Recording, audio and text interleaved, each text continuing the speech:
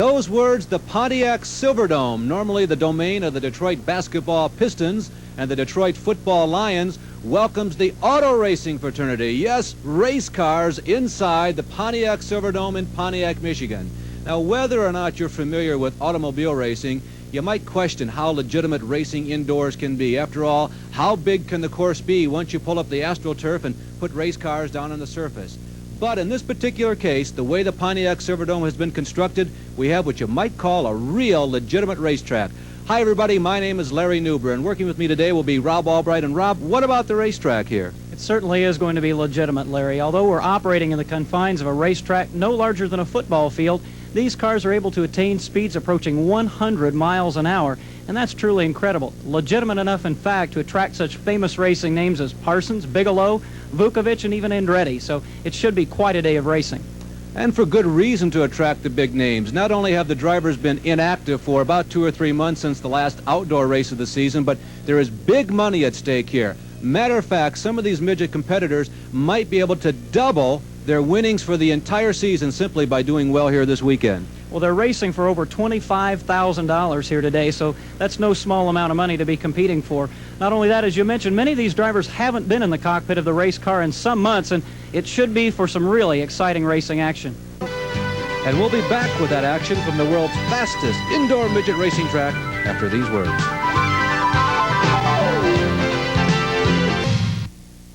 The starting lineup for the C main, the finisher to move to the main event. The second place car will move on to the B main. Starting on the pole in car number 4, Danny Penn's, another of the many second generation drivers. There you see him in that black number 4. On the outside in the experimental 4-cylinder, it looks like an old Offenhauser Rassi engine, Larry Rice, a former national midget champion as well as a national dirt car champion. Row number 2, Ken Nichols in the bright yellow number 0 will be on the inside. Les Scott, the venerable Les Scott on the outside in car number 1A. The third row, Dana Carter on the inside, the red-white trim number 54 on the outside. Bob Richards driving the Dukes of Hazzard Special. Richards is not in line. The fourth row is Jerry Knuckles, flanked on his right or outside by Sherman, J.R. Armstrong in that black gold numbered 8 there to the left of your screen. Starting in 9th position on the inside in car number 14 is John Warren. On the outside in 10th position, another one of the headline stories of this weekend here in Pontiac, Michigan. The black number 43X being driven by John Andretti. Yes, the same last name as Mario and his father, John Andretti's Aldo. Mario Andretti is the uncle of John Andretti, who makes just his third start in midget racing here at the Silverdome tonight. Starting in the 6th row, that makes it 11th position on the inside from Maumee, Ohio, just across the state line from where we are here. Paul, he goes by the name of Boots Ruin. It's a family that's been involved in racing more or less as a fan for quite a number of years, but about 7 or 8 years ago, Boots decided he wanted to go racing.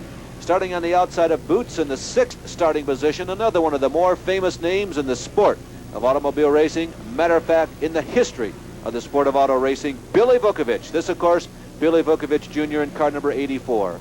And in the last row, 13th starting position on the inside from Warren, Michigan, Eddie Zalucki, and in 14th in car number 16, it's a blue gold trim job, Barry Reed. That front row, Larry, containing Danny Penn's, a very young racer, and Larry Rice, we see just a little bit of gamesmanship going on out there, as I notice moving into turn number 3, as he did in turn number 1, Larry Rice pinching right down on the black car number 4 of Penn's, apparently letting him know that he's there, letting him know he cannot make a mistake, or Larry will be very, very quickly passed. Looking into the 2nd row, 3rd starting position, Ken Nichols. Many people have said that he is a protege of Mel Kenyon, Mr. Midget. 100 USAC midget feature wins, more than any other driver in history, and we'll be expecting him to move too.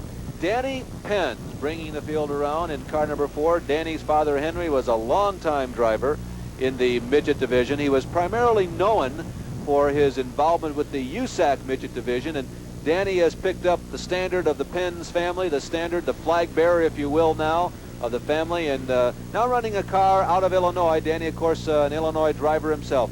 Larry Rice in that experimental engine coming around. Rice about a car length behind. Let's see if the flag drops. No start. As Rice getting just a little bit out of shape, and it doesn't take much on this tricky 1/4 mile oval to fall a little bit off the pace. Rice was a full car length behind, so Bill Shipman looked the field over and said, no go on the start. Again, we'll try to get them going green, this time out of turn number 4. Shipman does give them the green, despite the fact that, again, Rice fell just a bit off the pace. Ken Nichols challenging for the number 2 spot back in the pack. Things really heating up. The Rassy machine of Rice comes back strong on the outside, and he and Nichols will go down the main straightaway to complete lap number 1 side by side. A paper-thin difference between the wheels of Kenneth Nichols and Larry Rice, two guys who have been among the most active of midget. And look how close they're running, and finally they come together. A sneaky by on the inside in car number 54 was Dana Carter. John Andretti has spun the Armstrong mold car number 43 over in turn number 1. Perhaps a little bit of youthful exuberance coming to bear as problems have befallen young John Andretti, just 19 years of age, the nephew of a famous racing uncle, of course, that Mario Andretti. He'll get that machine turned around and will be allowed to rejoin the field, but that would almost, Larry, I would believe, eliminate any opportunity that he'll have to move on to the B feature or perhaps even the A main this evening. Danny Penz was the co-rookie of the year of WoOM, W-O-O-M, in 1981, and he's got some real veterans behind him in the person of Larry Rice and that bright yellow number 29, over 20 years of race driving experience in all forms of driving race cars. Larry, of course, a former co-rookie of the year also at the Indianapolis Motor Speedway. He's won the Midget Championship and the Dirt Car Championships, as we refer to. He's also picked up a main event or two in the Sprint Car division. So veteran Rice that he is has been around a long time. Kenneth Nichols, who's entered just about every single USAC Midget race in the past 3 seasons, is right behind Rice. And Dana Carter, fast on the comeback trail and looking very, very racy and very competitive, runs fourth. That time you saw on your screen the car number 54 of Jeff Knuckles continuing to show some smoke as once again we're back under green. A much smoother restart this time by. Well, we had completed about 3 or 4 laps of this 25-lap race, so if anybody does have anything left, they certainly might have the time to show it. Back in the pack, we see Don Carter Jr. trying to make a move on the high side. There are the leaders. That black car on the left of your screen, that's Danny Penz of Joliet, Illinois. There's Don Carter Jr. Carter has already moved up to about 10th or 11th position, having passed 5 cars, and is rapidly asserting himself and moving to the front. He moves underneath Boots Ruland. Even though he has a long ways to go, remember Carter was the 2nd fastest qualifier. Maybe he has a chance. Rob, what do you think? Things very, very calm in the top 2 positions. Carter is trying to make the move up, but he has an awfully long way to go. Right now, the tightest battle on the racetrack, that for 3rd position between Ken Nichols and car number 0, the number 54 of Dana Carter. Jeff Knuckles still has not been able to make his move. He was our quickest qualifier, shown a lot of smoke, and he continues to be mired well back in the pack, all the way back in the number 6 position. Now that light blue car that you see, or make that the metallic blue car that you see, is Barry Reed, and there's John Andretti, who spun a few laps ago, going to work. There's Bill Vukovich in that white and red trim number 84, and J.R. Sherman Armstrong Jr. in that black number 8. Armstrong, Andretti, Vukovich, and Barry Reed. 3 pretty well-known racing names in that pack battling, and believe it or not, they're going at it for 11th, 12th, 13th, and 14th. They're about 3/4 of a lap behind the leader, that man right there, Danny Penz. Now we're back in the pack again. Again, it's J.R. Armstrong and car number 8, the Cornell racer. Vukovich leads that group, but they're only going at it for 10th and 11th. Danny Penz beginning to stretch his advantage just a bit. It becomes extremely difficult to pass on this flat racetrack, making the low groove the fast way around, and we've had another spin down in turn number 4. John Warren looping it in the blue and white car number 14 as he came off that corner, trying to make a pass. And as I was starting to say just prior to that spin, a banked racetrack provides a faster groove frequently around the top side of the racetrack. But Larry, it's really critical that a driver keep the car just as low on the track as he can on a flat racetrack. The tighter he can keep it, the shorter the way around, and generally the quicker way around. We do see a substantial amount of rubber now in the racing groove out toward the outside, but it still seems the bottom side the fastest way around. Well, it was hoped as we watched this field motor around under caution that perhaps there would be at least a 2nd groove and maybe even a 3rd groove here, as they have moved the track down toward the inside from the afternoon session. The cars were actually running about 8 feet higher around the corners during the afternoon, and now they moved the track a little shorter, moved to the inside, and as Rob mentioned, there is some rubber laid down, and hopefully that'll develop a 2nd and maybe even a 3rd groove by the time we get to the A main. Here's the way they're currently running. Danny Penz is your leader in car number 4. Behind him, it's the number 29 of Larry Rice. Riding in the number 3 position is 0 Kenny Nichols, with 4th Dana Carter in car number 54. He's been very quiet so far. In 5th position, the red, white, and blue car number 1 of Les Scott, and still showing a great deal of smoke behind him. In 6th is 57, our fast qualifier, Jeff Knuckles. Those your top 6, those with a legitimate chance to win this one and move on. Danny Penz brings him around, and Penz gets a tremendous jump on the rest of the field as Rice was slow getting off the line. Kenneth Nichols gets through, as does Dana Carter. That time, as they came by the start-finish line, Larry Rice in car number 29 apparently had some trouble accelerating. The right hand was aloft. Dana Carter tried to make a move on the bottom side. Suddenly, fire was found under the hood of car number 29. He was under power again, and the two machines got together in the first turn. They continued safely around the racetrack as we once again look at Jeff Knuckles' smoking car number 57. But that altercation between Rice and Carter allowed Jeff to move into the number 4 position, and shortly he could be challenging Dana for 3rd. Danny Penz is not only on the point right now, but he finds himself inheriting the rocking chair. He's in a very, very comfortable position right now. He has about a 7 or 8 car length lead on Kenneth Nichols, and that lead appears to be expanding. Dana Carter right now is the man on the charge. Carter runs in 3rd position as we go back in the pack. There is the number 4 of Penz, the leading car. He's got a nice lead over 2nd place. There's Dana Carter. Carter runs in 3rd. Right behind Carter is fast qualifier Jeff Knuckles. And there is the 2nd running Kenneth Nichols, and Dana Carter has now moved up to challenge Kenneth Nichols, and this is an important part of this race. One of the truly exciting facets of midget automobile racing is the fact that you can see a driver actually at work in the cockpit of his machine. Many of today's Indy cars and other types of racing machines preclude the spectator from seeing what's going on behind the steering wheel. As we watch Kenneth Nichols moving into turn number 1, we can see he's very smoothly through that corner. Handling is at a premium, Larry, on a short, flat, tight racetrack like this one. Horsepower doesn't mean so much. So the driver who appears to be working the easiest in the race car generally is the one who will make the quickest progress around the racetrack. And Carter has suddenly developed a malady underneath the chassis of that car. The car is not working as well as it was about 5 laps ago. We're about 17 or 18 laps into this event, and Dana Carter, who was going so quickly between laps 5 and 10, was having a chassis and a handling problem for quite a number of laps there. He couldn't get the car going where he wanted it to go in the corners, and he was dropping back off of Nichols. Now it appears to be coming back. Again, those two machines together in turn number 4. Nichols certainly has no doubt that a driver is right on his tail. Watch Dana Carter push him out of turn number 2 and down the backstretch. It continues to be Danny Penz running out in front, but a real battle for 2nd now as they're lined up 2nd through 5th positions. It's Kenneth Nichols, Dana Carter, Jeff Knuckles, and the car number 97, Don Carter Jr., has fought his way into contention. Drivers who under normal conditions might be right up near the front for the main event as we complete 22 laps, just 3 to go. 22, 23, now the white flag comes up. The white flag is now up as 24 laps go down, as we have an engine going, I believe, in John Andretti's car. Down the backstretch, Henry make that Danny Penz a comfortable lead. He'll come home first. There's the battle for 2nd. Is it going to be Kenneth Nichols or Dana Carter? And Kenneth Nichols, with his hands full of steering wheel, and if he had one, a rear view mirror full of Dana Carter, is able to go home in 2nd position. Well, these midgets are reaching speeds close to 100 miles per hour here in the straightaways at the Pontiac Silverdome. We've got one more preliminary before we go to the main event. The big bucks are coming up.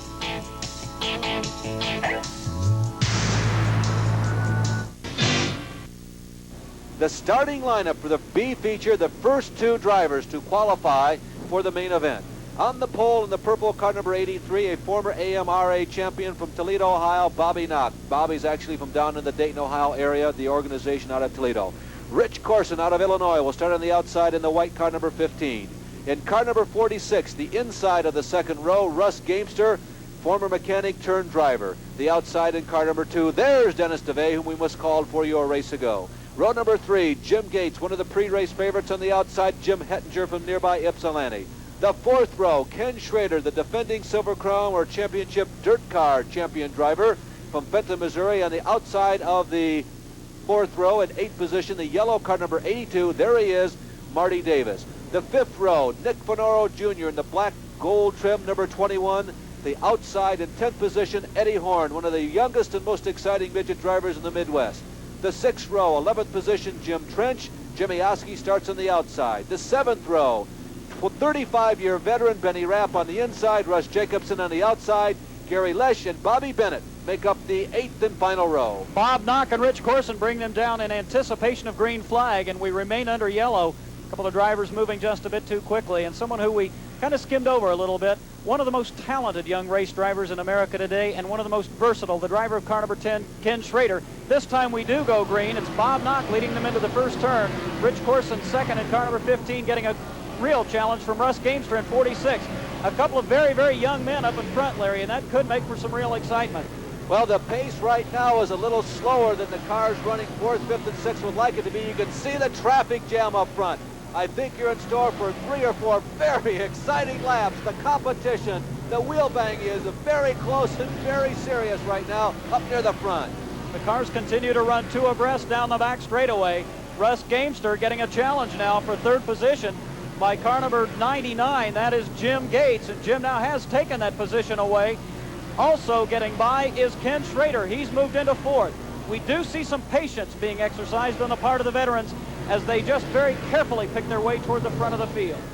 35 laps to go, so there are quite a number of laps to go in this event. We've completed about 5 laps. The guy who appears to be really on the move is the 3rd running, that bright red number 99.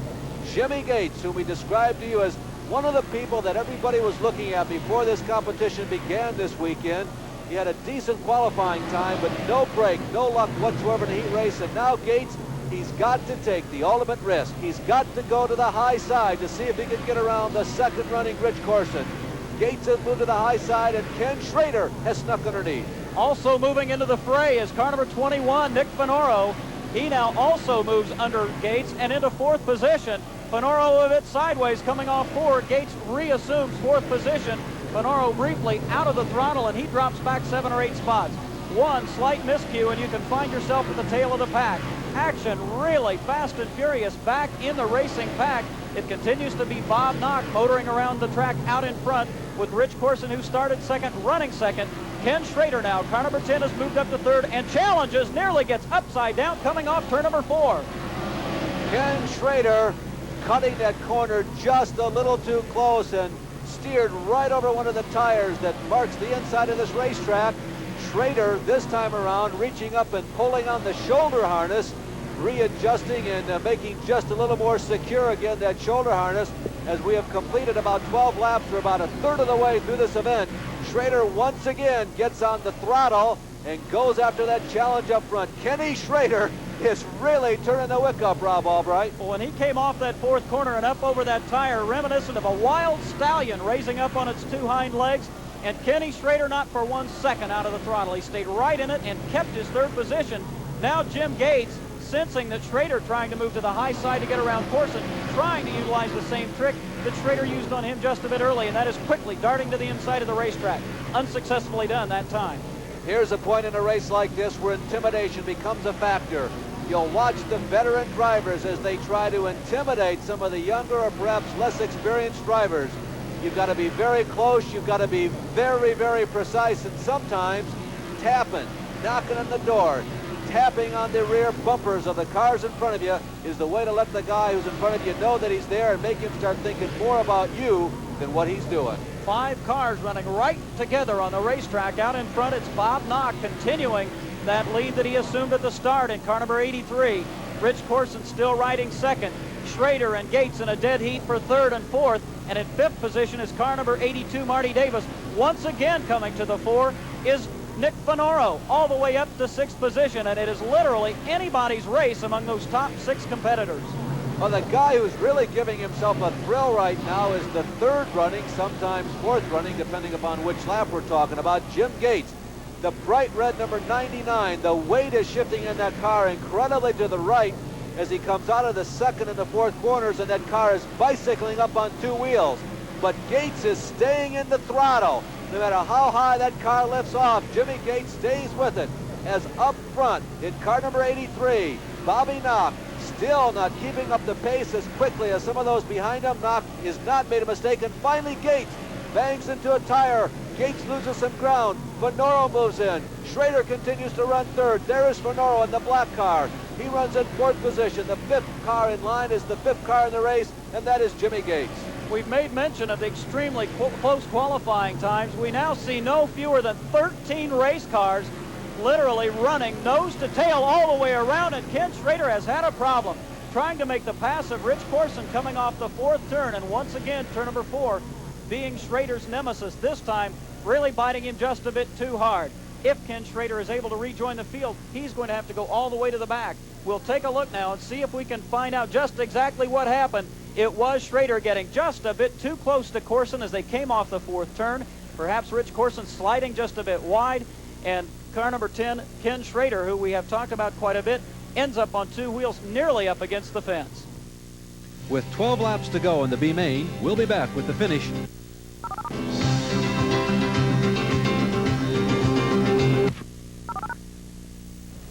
23 laps are complete. Bobby Knock continues to lead as we go back under green. Rich Corson runs in 2nd.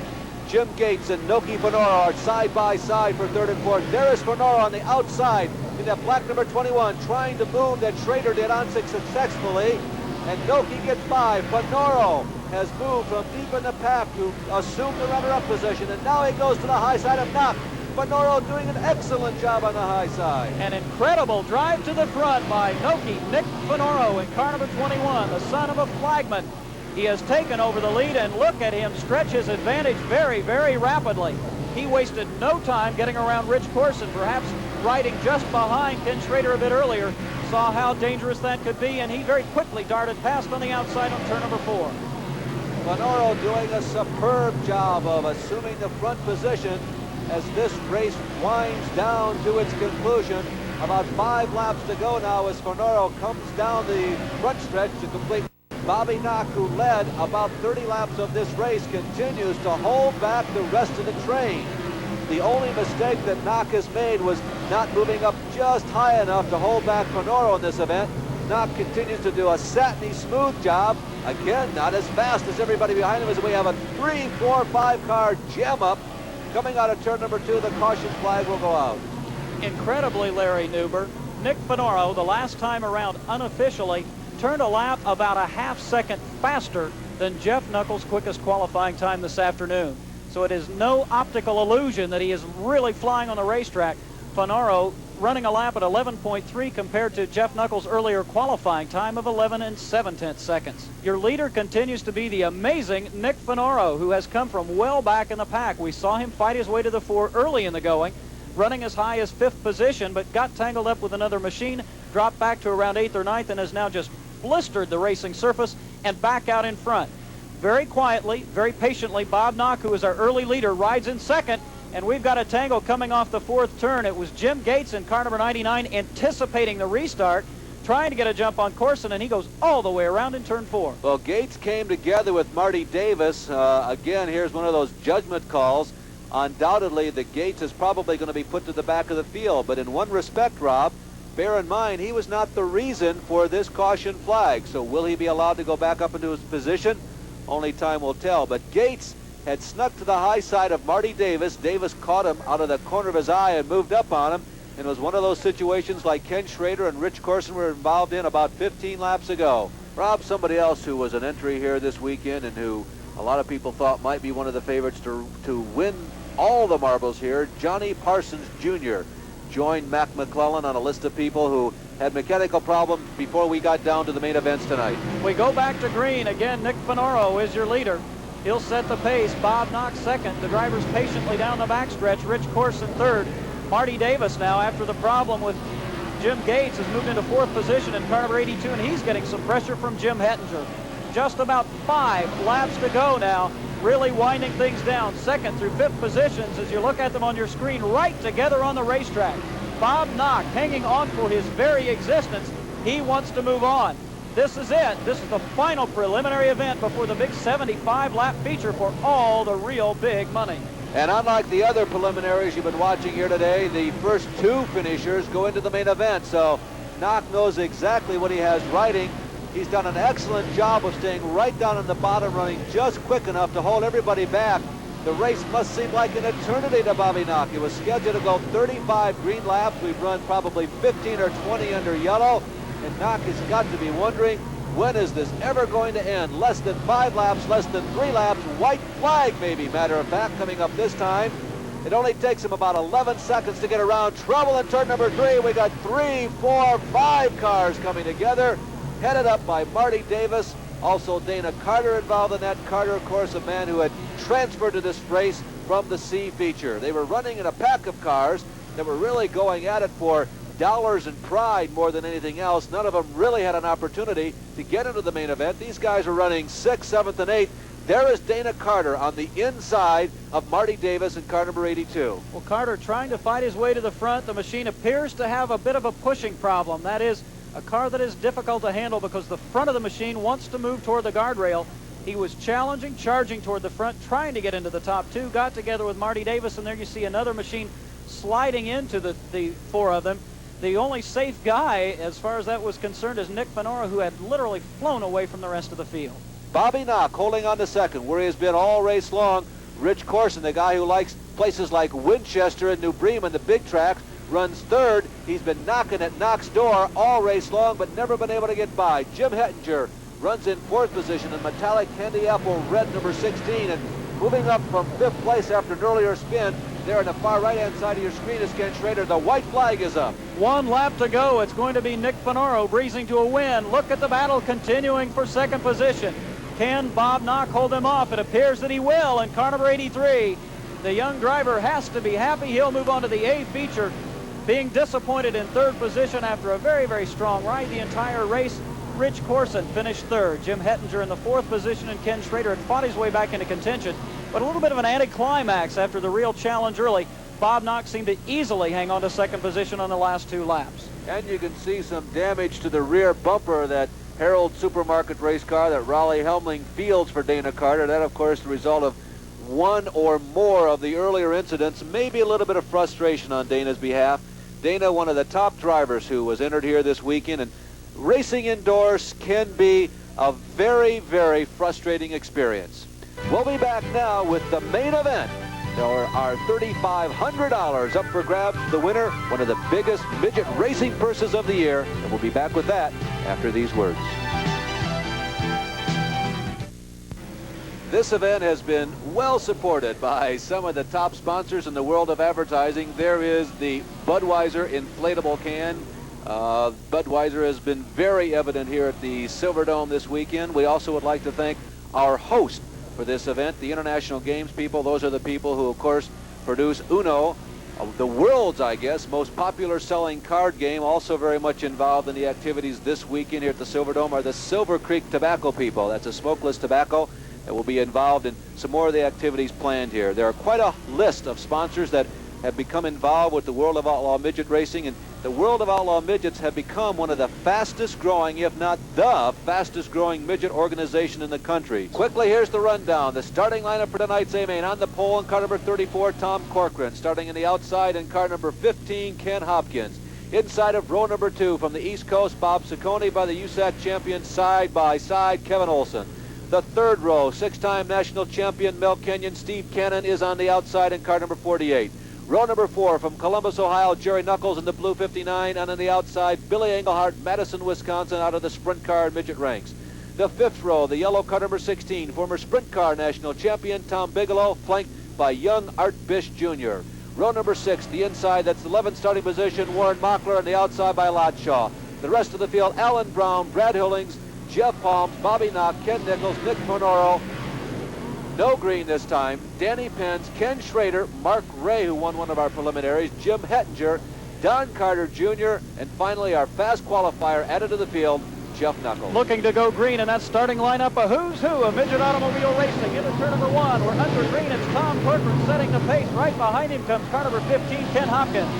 And we have a spin on the first green flag right midway between turns number 1 and number 2, car number 15, Brad Hewlings, a man who spent most of the winter at the controls of a snowmobile, was one of those guys that was at the end of a chain reaction collision, bumper to bumper to bumper, going into number 1, and as is always the case, the guy in the end always gets the worst.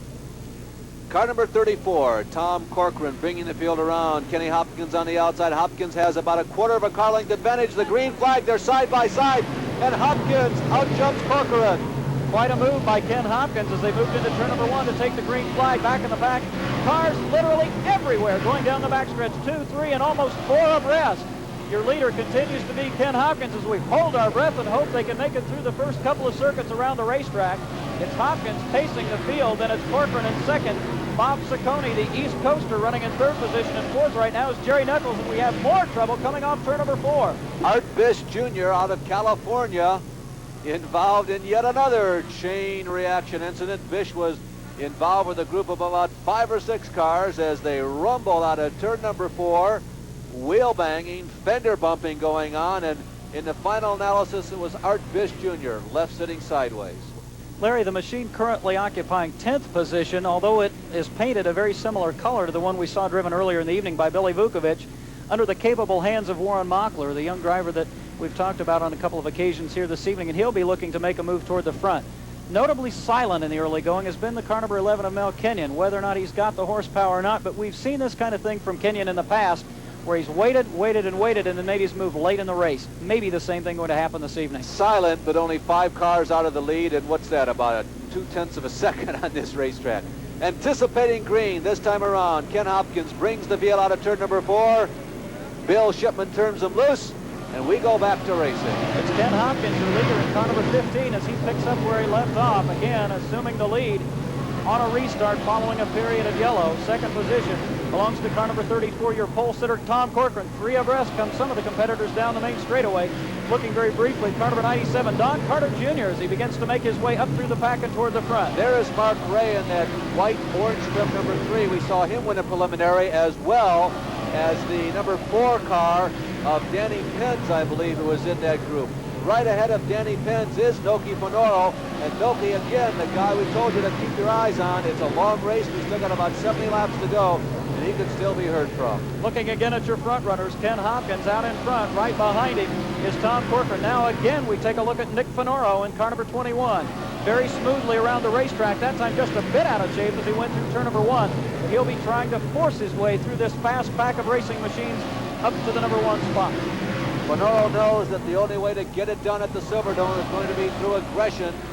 Some of the top drivers may be biding their time, as we see the leaders, however, putting a lap on our fastest qualifier, Jeff Knuckles, who obviously is having some engine problems compared to the way he was running earlier today. Some of the front runners may be biding their time. There is the front runner of all, Ken Hopkins. We figure they probably put on harder compound tires, figuring that as they run a few laps, the tires will heat up, and then they'll start getting a better bite of the racetrack. But right now, Ken Hopkins is really setting the pace. There's Mel Kenyon still holding in 6th position. He's riding in 6th, but he seems to be losing ground to the 3rd, 4th, and 5th place cars. He's really being forced now, pressured for that number 6 spot by another familiar open wheel racing name, Billy Engelhard, who just a few years ago set the racing world on its ear by winning the Hoosier 100, coming from literally nowhere to do so. Still out in front, it's Ken Hopkins, and being chased by car number 34, Tom Corcoran. And now those 2 drivers begin to close up as they put yet another lap on the slow-moving Jeff Knuckles, and they are slowly but sneakily moving away from the pack. Corcoran now once again challenging Hopkins for the front-running spot as we've got cars out of shape in turn number 4, and I believe once again Brad Hewlings is involved, along with a couple of other cars. Danny Penz in car number 4 looking around disconsolately. I don't think he's happy with what happened down there. Mark Ray in car number 3 also involved with that altercation that fracas down in the 4th turn. Warren Mockler, you saw him doing some very heavy traffic. It looked like Madison Avenue, New York, trying to get through. Quite a number of crew members coming out to check the condition of Danny Penn's race car. Danny's now being turned around, hopefully get him pointed in the right direction. Hopkins leading the biggest race of his career with a long ways to go. Can he hold on for the answer? They jolt, they buck. Sometimes it's like riding a horseback bucking bronco. Midget race cars. 850 pounds, powered by, in most instances, about 140 or 150 cubic inches. A great weight to horsepower ratio. These little cars are not easy to drive, and particularly on a surface that was not originally intended to be an automobile racing surface. And right now, one of the youngest drivers who competed here, certainly who was running in the top 10 this weekend, is setting the pace. 2 names that nobody would have suspected would be occupying the top 2 positions in the A feature this evening. Ken Hopkins out in front, and car number 34, Tom Corcoran, is second. A battle is back now for the third position as it appears car number 74, that Bob Ciccone, slowing up the balance of the competitors. We're looking now at a battle between a couple of 500 veterans, that being Tom Bigelow on the low side of the racetrack and the yellow car number 16, and alongside is car number 1 or number 11 for this race, Mel Kenyon, another yellow machine. As we watch Bigelow, Kenyon, and Fenoro, another guy who might be making his way into your picture screen very soon is Ken Schrader. Ken Schrader is really picking him up and laying him down. Watch for a white car on the right-hand side of your screen. There it is. He just snuck in. That's Ken Schrader. He's passed about 1 car a lap for the last 5 laps. He's in the tall timber now. He's up with the guys who are all running very quick and really battling on the racetrack for position, but Schrader is on the move. Bob Ciccone, car number 74, having some obvious handling problems. That has allowed Steve Cannon now to slide by on the outside and take over the number 3 position. Side by side for the number 1 position, a change in leadership. Tom Corcoran has finally gotten around. It took about 20 laps, but Corcoran, who started on the pole, has finally clipped Ken Hopkins, who did a magnificent job holding on, but only for a while. Corcoran led in the early going. Once again, we take a look back in the pack at Ken Schrader, who now begins to work on the low side of Mel Kenyon. You see now Nick Fenoro on the left side of your screen, and Ken Schrader now really making the move. Look at them side by side. This certainly is not a one-groove racetrack.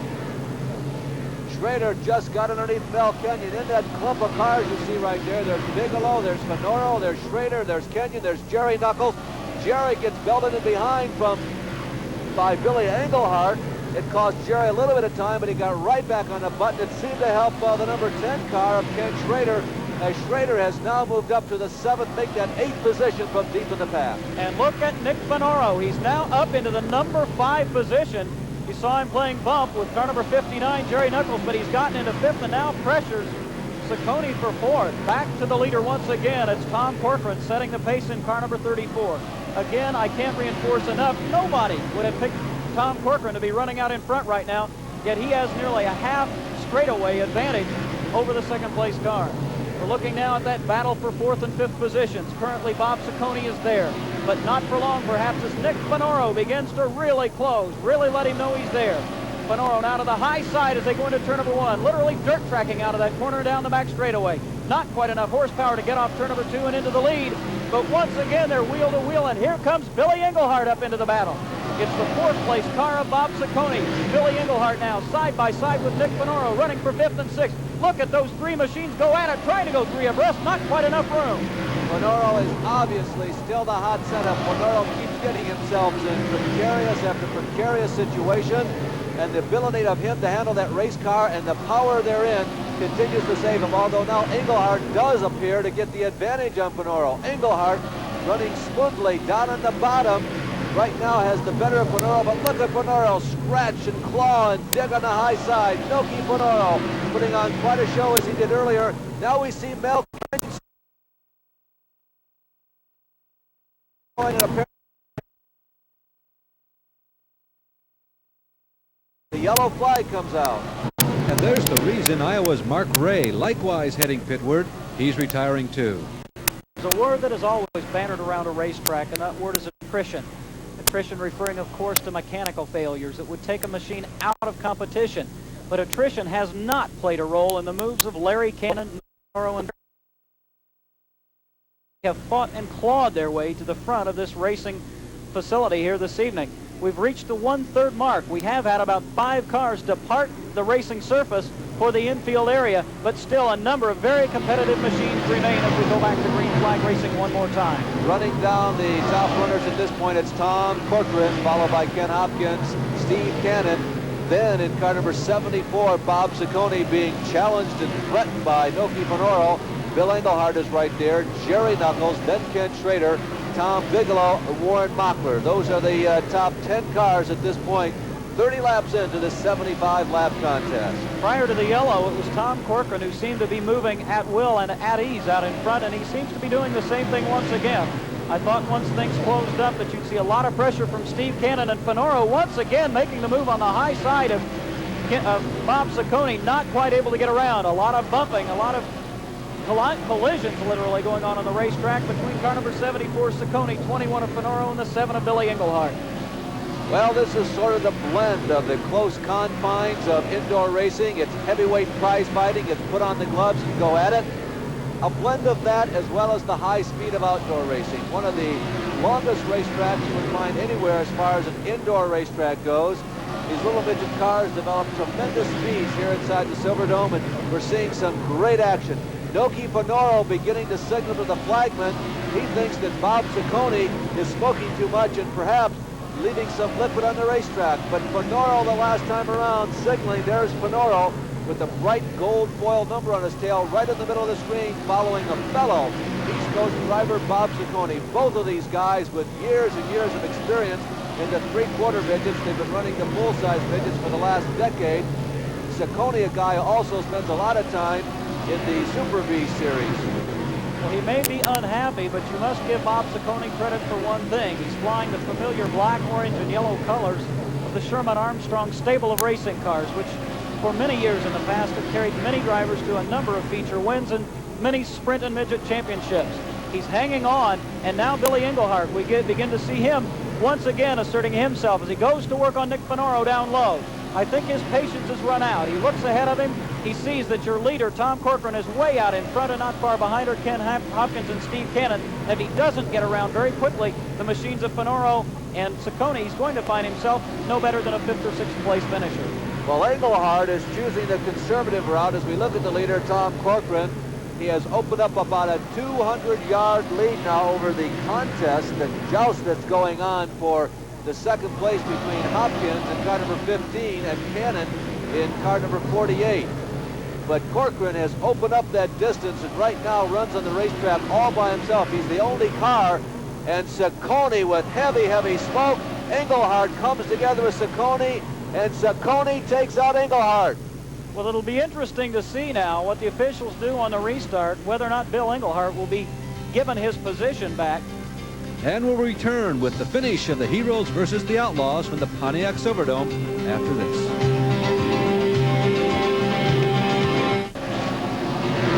2/3 of the way through. 50 laps are now complete. 25 to go. Tom Corcoran has led this race since about lap number 20.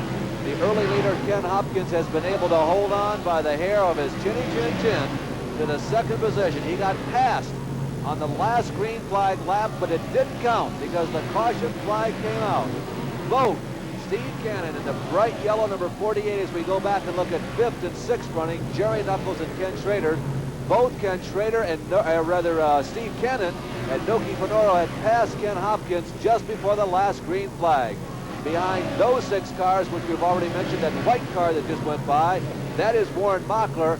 Mockler runs in 7th position. Tom Bigelow runs in 8th. Bobby Knock, the runner-up with a B-main, is 9th. Kenneth Nichols is 10th, running in 6th position, still out on the racetrack. A man who started this race some 50 laps ago in the middle of the pack, Art Fish Jr. And right now on the tail of the tandem, running in 12th position on the racetrack in car number 4, one of our prelim winners, Danny Penn. Battle for 4th position between Jerry Knuckles, now down low, and Nick Finoro in car number 21. That time we saw an old style coming off the 4th turn. Nick Finoro literally cross-handed as he wrestled and manhandled that car off the 4th turn, trying to hold on to his position.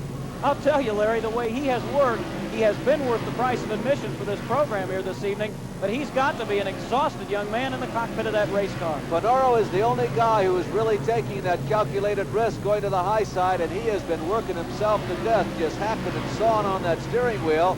He certainly does not seem to be tiring. He is still laboring away. He's still up there on the high side. I think he feels like he has a legitimate chance to win if he could just break from the pack. You never know. Almost anything can happen indoors. One miscue by a driver up front, you can have a mad scramble. 3 or 4 cars can be involved, and who knows, maybe Finoro will be smiled on by Lady Luck by the time this one is over.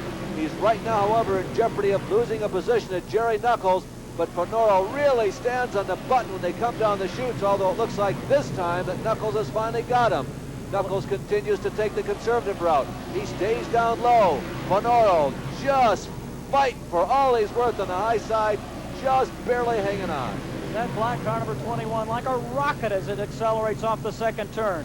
It looks like Jerry Knuckles easily will move away through the corners, and then as they come off the turn once again, you watch car number 21 as he accelerates. We're looking again now at the battle for second position. It's the Tom Corcoran show out in front, but second, it's still Ken Hopkins. It's still Steve Cannon right behind him. And now car number 59, Jerry Knuckles, is all alone in fourth position and begins to close on Cannon. 60 laps are now complete, 15 to go, and Tom Corcoran is having an easy go of it. He's been out on the racetrack by himself almost the entirety of this race, as Ken Hopkins is holding back all of the experienced drivers behind him. Right at the back door of Hopkins is Steve Cannon, a many-time, matter of fact, the top 10 on the top 10 list of all-time wins in USAC. Then Noki Fonoro, the defending ARDC champion, who has won countless times behind the wheel of a midget, and the number 59 car of Jerry Knuckles. But Tom Corcoran, who was one of the surprises, although he's a regular on the World of Outlaw Midget Association, is having just the easiest time of it that you could expect. Corcoran has about a 200-yard lead again that he has built up on Hopkins. There he is coming out of turn number 4, going down the front stretch. He's got about 10 laps to go, and if there are no more cautions, Corcoran is going to be invincible. Well, and it's nothing but clean and green in front of him.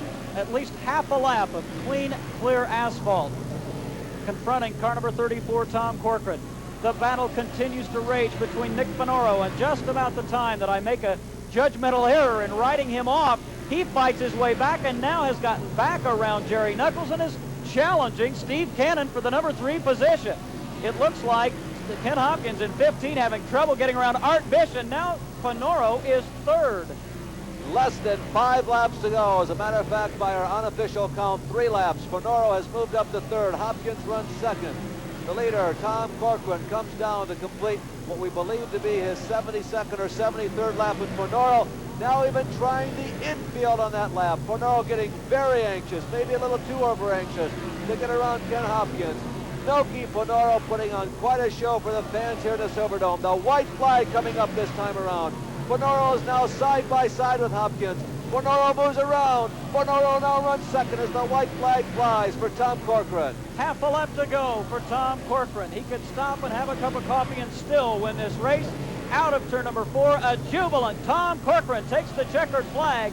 An incredible ride for second, car number 21, Nick Fonoro. Third to Ken Hopkins. Fourth will be car number 48, Steve Cannon. Finishing in the number 5 position will be Jerry Knuckles, and sixth, car number 10 of Ken Schrader.